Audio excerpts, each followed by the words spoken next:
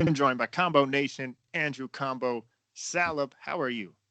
Doing well, Max. How you feeling? It's always good to talk basketball with you. It is. You're my NBA postseason guru. Round by round, you give my audience the best in-depth breakdown. So it's only right. I'm Combo the Guru. Appreciate that. Combo the guru.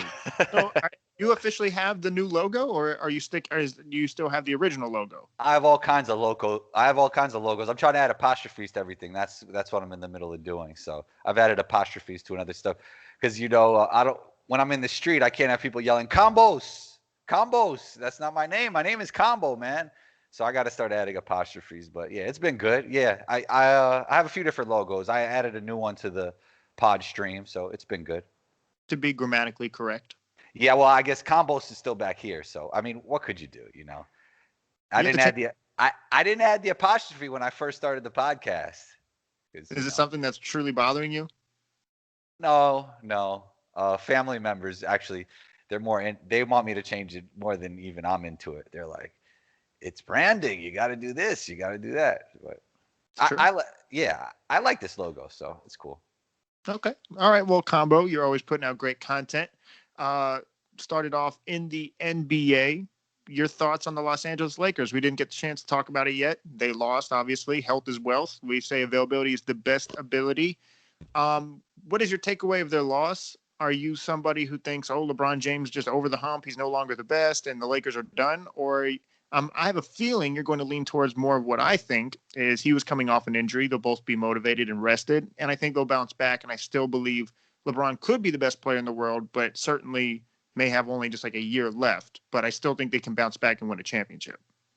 Yeah, I talked something to this effect on Twitter Spaces, but I got to give him the benefit of the doubt and see how he comes back next season until I give it to somebody else. But I would say KD's the closest one, and I said that even before this Bucks series. I mean, the way he's playing is phenomenal, and he has a real chance to become the consensus best player in the world, I think. But the Lakers loss, it is all about availability, and AD was injured. He probably I had a feeling he was gonna play, but then watching it, I was like, he shouldn't even be on the court. So it was tough, and it's just tough to win the series when the Lakers didn't have AD there. Now, you think Kevin Durant unanimously is the second best, or you have Yes. people that are saying Luka now? But I think you have to think about Luka and his environment. I think KD's the better player, but I think Luka will be next up for the face of the NBA. There's a difference between being the best and being the face. Yeah, because of Luca's timeline. I mean, that Right. argument makes sense. That debate makes sense. But I would say KD is clearly the second best player in the world, in my opinion. And it's that saying: if he's not better than LeBron, he's the closest one. So that's how I feel about KD. I would still have LeBron right now, and we really got to see. It's a wait and see thing with LeBron, as I just said, for the beginning of next season, how he comes back. Um, but it also depends on the fashion in which KD plays throughout the rest of this playoffs, right? And like if the Nets win, how KD plays, does he get the Finals MVP and all that stuff? So Right. that has a lot to do with it. Because I just saw a list. It's like if Chris Paul wins, he's this point guard of all time. But we have to see how, like, even if the Suns do win, but Devin Booker's the main guy, that's a little bit different than if Chris Paul just takes over and he wins Finals MVP. So we have to see the fashion in which people do things before we rank them. And it's always tough with LeBron because he's in the middle of his career for the all-time stuff, and it's so fluid with this stuff. But I would have KD over Luca right now. Right. Now, as far as if you were Rob Pelinka, what do you plan on doing? Obviously, LeBron AD is your core. Do you move off everybody? Are there certain pieces you would want to keep? Is there anyone in particular you'd want to go after? Even before Magic Johnson said it, I was talking about Schroeder, how I thought he was great for fit. He was the type of player they needed, but on court, the chemistry wasn't there. You could tell he was disconnected from the team all year, kind of doing his own thing. I really like him as a player, and I think if he goes somewhere else, he could be a lot better. I mean, he bet on himself by not taking that option. So I don't know if he's long to be there, but they need a player like him to be able to create for themselves. I mean, the Dame Lillard talk is interesting and fun, but I don't know how realistic it is. Right. I think Damian Lillard would be perfect there. I thought the Mavericks that's another team that should go for him, but I just don't. Yeah, like you said, do they have the assets to give Portland what they want to get Damian Lillard? And I don't think they do. Yeah, I don't think Schroeder straight up for Dame Lillard is going to work for them. Well, No. actually, they don't have Schroeder's. They don't have Schroeder, right? Because he didn't even take the player. He didn't even take the option. It's up to him, right? Yeah. No. Yeah. Exactly. Yeah, it's going to be interesting. I think you should absolutely, if you're Rob Pelinka, consider all options. I think Kuzma's out of there for better or for worse. I think he's going to be out of there. I don't know if that's fair, but then they just pay him too, so his contracts can be a little bit harder to move. Yeah, I'm not sure his contract, but I think Kuzma could be better somewhere else as well. I think it's time for a change for him and a move for him. Right. They're gonna have to shake things up there. If they, you always got to continue to get better. If you try and stay the same, if you don't evolve, especially when you got an older guy like LeBron, you have to find ways to get better. Right. Let's shift gears to the East, though, before we break down the West. The Brooklyn Nets, Milwaukee Bucks, they're up 2-0. James Harden leaves the game very early in the first game. They just wipe them out the second game. Game 3, I think James Harden's expected to return. It's a hamstring strain, so it's not like a major tear. I think it's more of an irritation and rest. What do you make of the Brooklyn Nets? Is it they are that good, or is it the Milwaukee Bucks playing that bad? Well, this is what we expect from KD. I mean, we know what KD does. We've heard him say it. I'm Kevin Durant. We've heard him say it before. You got to really give kudos to Blake Griffin, the way he's playing. I thought he would really help them in the playoffs, but he's even exceeded my expectations. Like, I always talked highly of that pickup for them, but man, he's really playing really well. Uh, he looks like he has a lot more pop. He's making all the hustle plays. He's really embracing his role. Uh, Mike James, I mean, people are surprised by Mike James, but Mike James is a legit NBA player. People call him a journeyman, but he's not your average journeyman level player. He's a guy who averaged 20 in EuroLeague. There's a lot of guys in the NBA who cannot average 20 in EuroLeague. It's a really tough league. Like, the leading scorer is around 20. This guy's could score anywhere in the world, and he's been really picking up for what he's not. Obviously, not the player James Harden is, especially when it comes to making reads and stuff and things to that effect. But he can pick up some of that slack in terms of somebody that could get in the lane, somebody that could create their own shot, set the table when he has to. And like, it even could have some benefit because when you have three guys that need to get in a rhythm, or like the basketball a lot, like KD and Kyrie and Harden, Kyrie and KD could get even into more of a flow, right? When they don't have that third guy. Not saying that for the long run that things will be better without Harden. It's just something that's the case. When you have like three top guys, if only two of them are playing, two of them might be able to get into a better rhythm. Definitely not saying they're a better team without James Harden at all. It's just a point that I'm trying to make. But they've been great, man. And on the Bucks side of things, that is really, like, I'm usually on the optimistic side of things. People tell me, like, I give teams the benefit of the doubt. I give players the benefit of the doubt. It's really unacceptable how they're playing. Like, what they're doing on offense, they're just so stagnant, Nobody's moving. It's just no misdirection and off-ball usage. Not enough, at least for Giannis. It's just everybody looking at him, or everybody, taking turns. It's just so stagnant. So they really look like they lost their identity on both sides of the floor. It's been really unacceptable the way they've been playing. And Bud really needs to make some adjustments. He's lacked making those adjustments in the past, so let's see if he could do it now. I want to focus on Giannis very quickly. I've said he should play more off the ball. And I've compared him when I do I said Travis Scott, like, he's very dependent on the people around him, but he's found what works, and he's gotten MVPs from it. He's gotten Defensive Player of the Year from it. But I said in order for him to succeed, he has to change his flow, his style of play, and he has to play off the ball.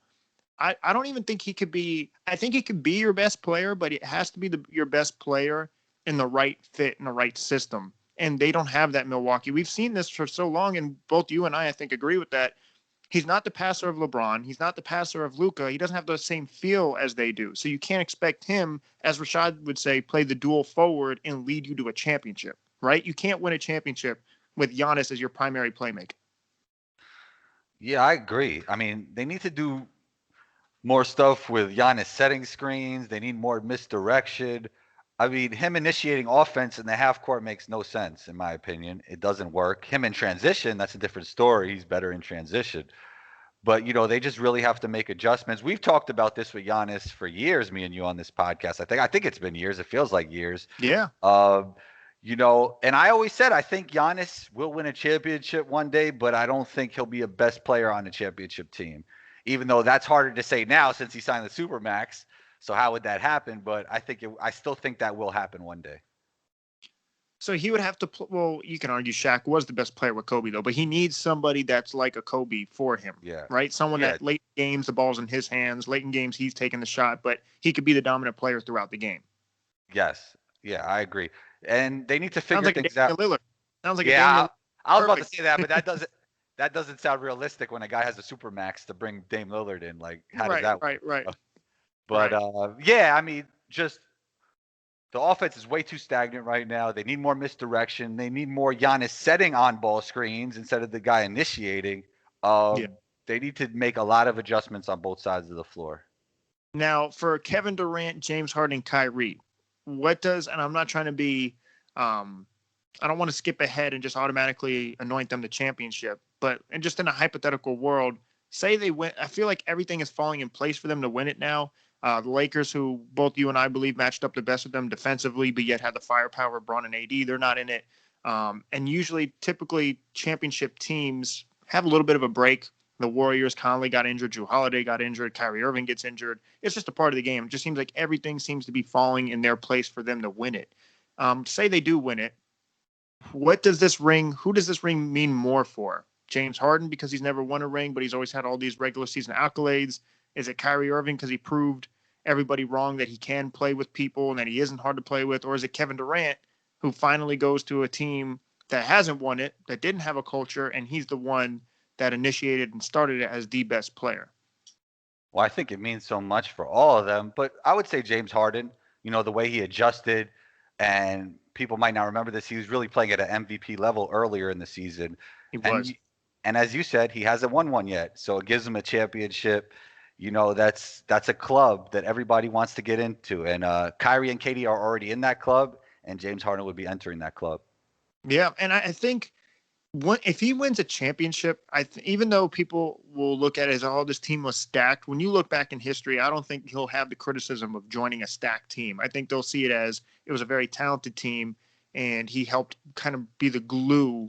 And like I said, I think he's the most valuable player on the team. Kevin Durant may be the best player, but they needed him to be the playmaker so Kyrie can be efficient and score off ball, and so KD you can kind of put in any system. But they needed James Harden to make that adjustment in order for them to work. Does that most valuable argument go to the wayside if they sweep this Milwaukee team with no James Harden? I don't know. I don't know. I think it proves that they can win without any one of them. You know what I mean? Like I think you take James Harden and KD. I think if you take KD out, it would be a lot tougher because he's out. KD is also providing like some kind of rim protection on the other side. No, So that's a very good point. But what I would say is regular season is different than the postseason. But when he wasn't playing and it was just James Harden or James Harden and Kyrie, they had a better record than when it was just Kevin Durant and Kyrie or Kyrie Irving and yeah, Kevin Durant. So when they had James Harden, they had a better record. yeah, yeah. I mean, look, they're all so valuable. I mean, Right. two of them have been most valuable. So, and Kyrie is to me the most skillful player in the NBA. So they're also valuable. It's kind of like splitting hairs, but I think KD is the best and the most valuable in my opinion. Yeah, I don't think you can go wrong with that really either Yeah. way. And now let's shift over to the Atlanta and Philly. Atlanta, I think Trey Young, we've talked about this. Trey Young is a superstar, but he needed the platform to do it with MSG. He did it. He took a bow. He had a moment.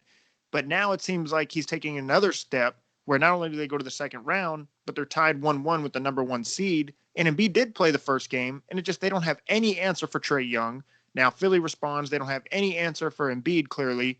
He drops 40 in a win. I think Atlanta can win this series. I really do. And I think Trey Young has an opportunity to go to the Eastern Conference Finals in this first postseason.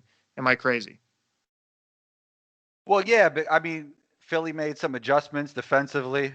First game, they just let Trey cook Danny Green, and now they threw some different looks at him. Yeah, I don't think Atlanta will win this, especially with the way Embiid is playing. Uh, the meniscus thing is interesting because you could never compare one meniscus tear to another person's meniscus tear. The knee is such a integral, as I know because I'm recovering from ACL surgery, such Right. an integral part of the body. You never really know how a minor meniscus tear will affect somebody. But he's playing great. He's playing at an MVP level from what we saw yesterday, and he's the difference maker. Joel Embiid. They're going to have nobody that could stop him, and then they have Ben also who could defend Trey pretty well, uh, better than like a Danny Green can. You got Thibault. You got different looks to throw at Trey, and I think Trey, yesterday wasn't getting the calls that he usually gets. So it'll be interesting, but I would have Philly winning it. I would definitely have Philly winning the series. I'm gonna roll with Atlanta. I'm gonna say Atlanta. So we're gonna just we'll go back to this, and then if I lose, I'll do a couple. You'll post it everywhere on all your social media platforms. You'll Yeah. repurpose it. You'll Yep. repurpose it over across all platforms. Now, okay. So when Pierre and I did a show one time, I think it was an Instagram live or it was a podcast. Shouts to P, man. Friday Night Lights all day. You guys are killing it. I was just texting him about that. When you guys went, I was with family, so I couldn't chat it up. But that was like my first time doing Twitter Spaces, and I was. It's pretty cool. How do you feel about Twitter Spaces? I like it. Yeah, it brings a different dynamic to our show. It allows more of the listeners, the fans, the people that have been following what me and P have been doing on Fridays. It gives them some time to talk to us. Obviously, you could do it on Instagram, but you could have more people talking on the spaces, and I think it's really interactive. I like it. Now, does it? Not to get off topic, but does it, in a weird way, ruin the flow of the conversation because they can just talk whenever? Not to insult the people listening. I'm just saying, as far as just like two people having a conversation on live, you can read comments, but no one's actually interrupting or saying anything. How does that work with Twitter Spaces? Well, it's definitely a different dynamic. It's a little bit less of us talking, even though we're probably talking the most. Right. And it's a little bit more interactive in terms of talking. I would say IG Live is more just, P and myself talking. And we usually add in a guest or two. Zach comes in on often and talks basketball with us. So yeah, I would think there's just more people speaking on spaces, and obviously there's no video component to it. So it's pretty cool though. I mean, there's pros and cons to both, but I think they're mostly pros for both of them. I think they're both great platforms. You're a glass half full guy combo. I'm gonna have to go in there and chat it up sometime. Yeah, I mean, look, you're more than welcome when we go on IG Live or Twitter Spaces. You could join in either way. Just let me know. You're the man. Yeah. Thank you. But we talked about like buying stock, and I was like, because I'm always talking about buying and selling stock. I was like, I would buy stock in Trae Young, and I really said Ben Simmons because I felt like so many people were high on Ben Simmons originally and then completely fell off Ben Simmons. So I'm like, I want to take it at its low point. So then when he does, obviously that's how you make the most profit. But what are your thoughts on Ben Simmons, defensive, like arguably defensive player? He got defensive player of the year, right? Yes. Okay, so defensive player of the year.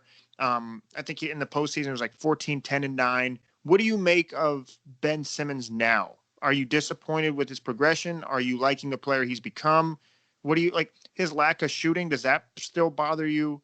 Because I feel Ben Simmons is going to limit them when it matters. Because even though I bought stock in him, that lack of a jump shot is just such a big weakness in today's game. And it's such an easy preparation when you know how big of a flaw it is in his game. Yeah, I'm higher on Ben Simmons than most. I've always said that because I think people look at the stats or they look at the one thing that he can't do and don't really focus on everything he can do on both sides of the floor. An elite athlete, elite vision, high IQ, the best defender in basketball. To me, he's like a top 15 guy in my opinion. And yeah, I mean, when your point guard doesn't shoot, it does put your team at a disadvantage. But I think Steph Curry is a big X factor in all this. Yes. And, Yes. and Shake could maybe make up for some of that. But, obviously Ben has no gravity off ball, but he does move. He does cut. He's doing a little bit better a job this year staying out of the dunker spot and doing some more dynamic things off ball. Probably some of that has to do with Doc Rivers' leadership.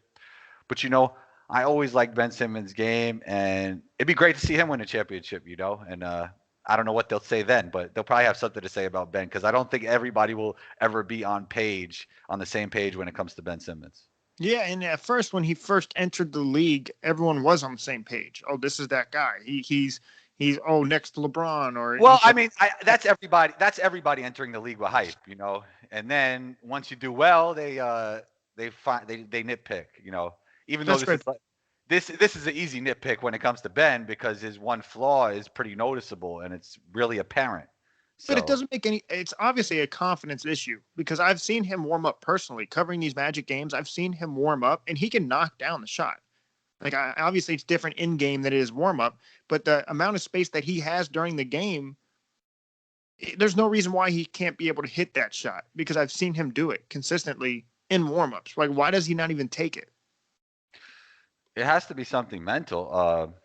That's the only thing I could say about it. He doesn't feel like he's going to make them. I don't know, but there's a lot of guys that could shoot, you know, warm ups and in practice, and they can't shoot it as well in the game, or they don't shoot it in the well as game. I think we've seen that from centers. You know, they might be able to make 8 for 10 in practice, or you know, in the warm up, and in the game they don't even shoot them. So I guess it's kind of that. You know, it's different in a game. It's just totally different. But you know, he still is young, so maybe he can make it happen. You know, hopefully he can make it happen. Right. And that does, and I don't ever want to see him shooting like 23s, even if he does learn to shoot it. Yeah, You know what I exactly. mean? I just think he Yeah. needs a little bit. He just needs to make the defense respect him. You don't need to be a lead at it, but you need to be able where if you're guarding me and you're all the way in the paint behind the free throw line, you should be able to at least make them respect it. Does he need to do it if they win a championship this year? Would you still say he needs to, or it would just be a bonus at that point? I think Or it'd be obviously if you win a championship, it's a bonus because that's the ultimate goal is to win a championship. But for his player development, I feel like you should. I yeah, don't ever expect him to be Seth Curry or Steph Curry or Devin Booker with it, but I mean maybe just a little bit of a respect thing. Like, hey, at least you have to play up a little bit further than you thought, and I think that can go a long way, especially when you have Embiid in the paint, just for spacing purposes. yeah. I mean, look, as I said before, when your point guard can't shoot and he plays that point guard, Rashad Phillips, who called dual forward, the Yep. person who initiates offense. When that guy can't shoot, it does put your team in a disadvantage. But you know, as I said, they made some adjustments with him when he doesn't have the ball. And Seth Curry's the X factor, so hopefully he can make up for some of that shooting because Seth is He is. one of the most efficient shooters in the league. He is. It's a math equation with them in Atlanta, and he's the only guy on that team that can really go hand in hand when it comes to the threes. Um, Transition lastly to the West combo, Phoenix and Denver, and then we have Utah and Clippers. Let's start off with Phoenix and Denver. Jokic, the MVP. It's really weird combo. I thought about this. I interviewed Giannis. He became the MVP. I interviewed Jokic. He became the MVP. I think it may be a little bit of the Max effect here. Well, your show is called the MVP, so it only makes sense. Only makes sense, right? No, he was hilarious though in the locker room. He really was. He had a deodorant bottle and he pretended to spray it in my friend's face, my producer. Funny story. It was hilarious. But He's a funny dude. They have he's a some like character. video they have some video highlights of him. Like they have all these clips of him doing like funny stuff. It's pretty funny. You should look it up on YouTube. Yeah, he Yeah, he really is a he seems like character. he seems like an interesting character.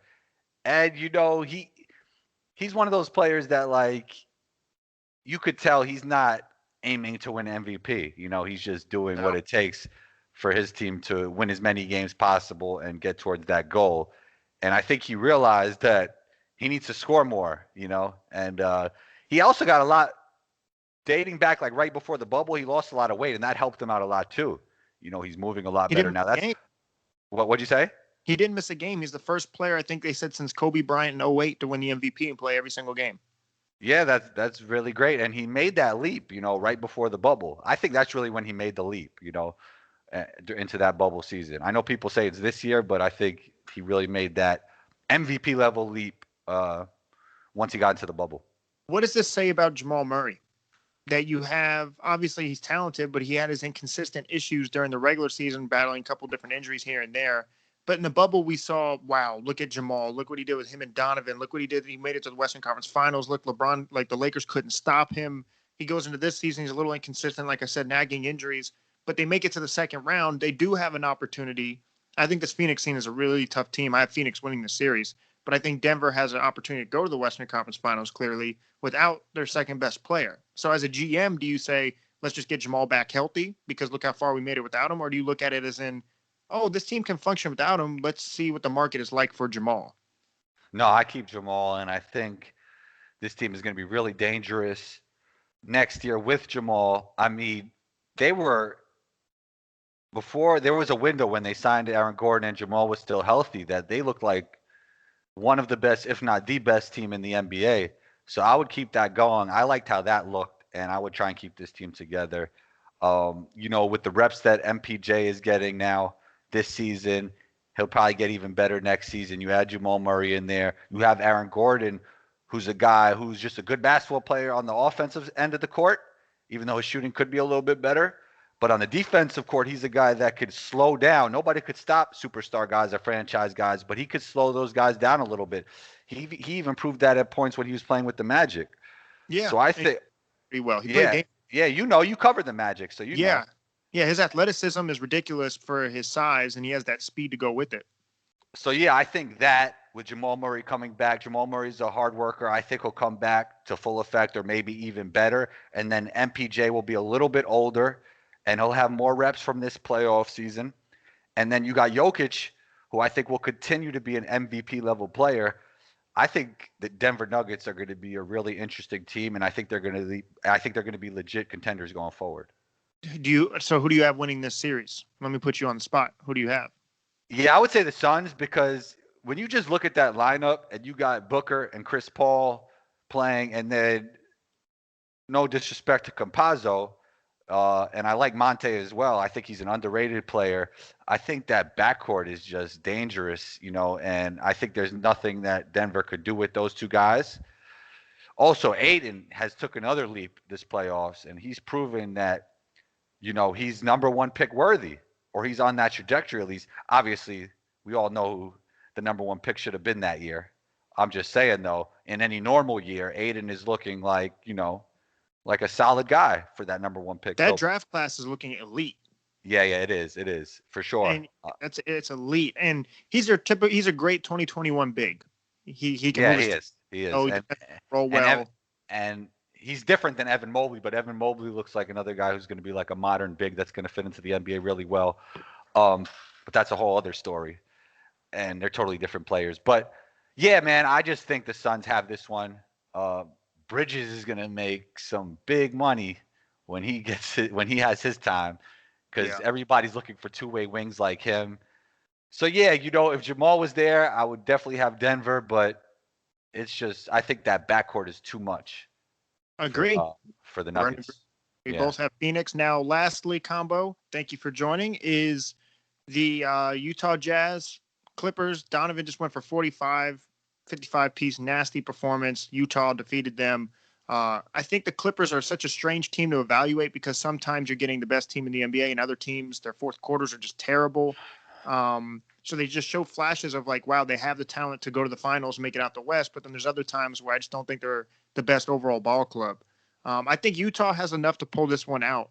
I think I'm going to roll with Utah for this series. As much as I think Utah has a problem with guarding the wing with Kawhi, I think they have enough chemistry. And you've been saying it all year long. They're the best team in basketball. Yeah, definitely. Throughout the regular season. Yeah. So, I mean, it's easy for us to make predictions now, right? After watching the first game. Yeah. But I'm with you. But I do think it'll get pushed to 7 games because I think, Kawhi is the best player he's the best player in this series, in my opinion. And I think they could go a little bit deeper against Utah than they did with the Mavericks. Like they could play Zubac a little more. I think on the other hand, they could also go small, which will be tough for Rudy at times. But I do have Utah winning this. And I think just from a team aspect, they're a better team. And they've been consistently the best team in basketball all year. And if Donovan plays like this, it could be done in less than 7 games. So we'll see what develops. Combo, thank you for coming on the podcast. As always, we're going to have you on for the Western Conference and Eastern Conference finals, then the finals. Where can people find you? Listen to your podcast. You're coming out with podcast daily. So the floor is yours. I wouldn't say quite daily, but pretty often, Max. You have content daily. Oh, yeah. Yeah. Instagram, I'm on there often.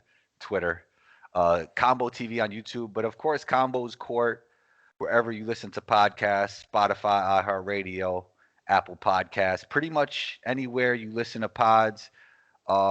We put out pods pretty often, and People enjoy it. We're growing. Combo Nation is growing. We're really out here, Max. Combo, you did pretty good today. You did pretty good today. I think you can come back on. Oh man, I appreciate that, man. That's really what I was looking for when I came on this podcast to just try and get another, invite. I was thinking about that all morning last night. Yep. Can I get that? Can I get that extra invite, that extension, that contract extension on the MVP podcast? So yeah, send the check in the mail. Combos Court, and we'll be good.